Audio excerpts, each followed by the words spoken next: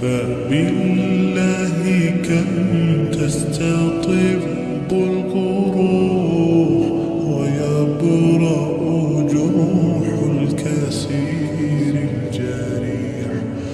শব্দটি সিন বা পেশ সুবে বাতে কলকলা করতে হবে। কলকলা অর্থ এটা একটা লাভ দিয়ে দ্বিতীয়বারের মতো ছোট করে আওয়াজটা আসবে সুবে সুবে এভাবে।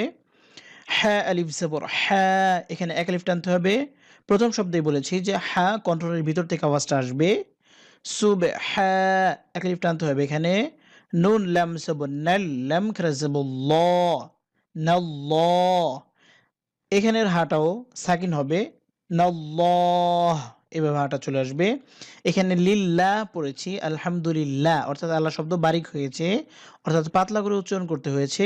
এখানে নাল্লাহ বলতে হবে, মোটা করে উচ্চারণ করতে হবে সুবহানাল্লাহ। আবারও বলছি সুবহানাল্লাহ।